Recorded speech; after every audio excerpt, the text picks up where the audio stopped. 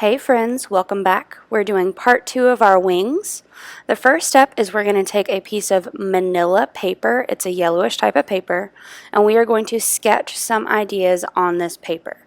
On your feather, you're going to be drawing some designs. It can be pictures, lines, symbols, whatever you want.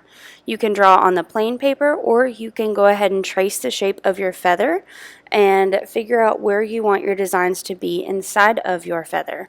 If you would like to, you can use the extra space to sketch, or if you decide that you want to do another feather, you can take your template and sketch another feather, totally up to you. When you are ready for your final paper, you're going to have your painted paper, a template of a feather, pencil, scissors, and a special white colored pencil. First, you're going to take your regular pencil and your stencil or template, and you're going to very carefully trace around your feather onto your painted paper.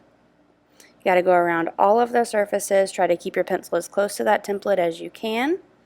When you pick it up, you will have your beautiful feather shape.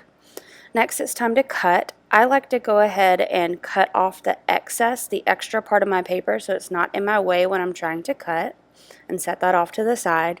Then you're just going to try to follow your line as close as you can. But with all these little edges, it's important to make sure that you're turning your paper around your scissors. You may have to move your hand a little bit, but it's really going to help if you rotate your paper to move with your hand. Also, some of these little feather pieces are hard to do and hard to turn your paper to get to, but sometimes I like to skip over them like I do here, and I'll go back and cut those out in just a second.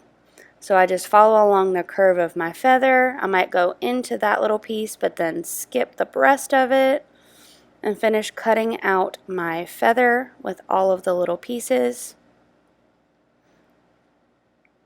so that I'm making sure I'm getting all of my stencil cut out. You're going to take your trash to the box. Then you can take your scissors, and I like to do this little shortcut. You're basically cutting like little triangles out of the sides to get those little pieces of the feather out. So you're just going in and cutting along those lines. It makes it a little bit easier to cut those out once the feather is off of the big piece of paper. Move those to the side. Then it's time to add some decorations. So I have a very special white color pencil. It's called a Prismacolor Pencil.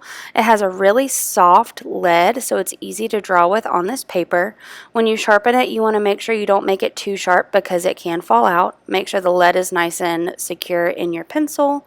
Then you are adding your designs that you practiced on your manila paper onto your feather. You can draw them however you want. You can make them follow the curve of the feather. You can just put them in random places. Totally up to you, but I do want you to fill up the majority of your feather with whatever design you choose. You're using the white color pencil on your painted surface to create a beautifully patterned feather. And this is your special feather that's going to be on our wing mural in front of the office, so that we know that that was your feather that you created for our big project. And when you're done, bring it to me.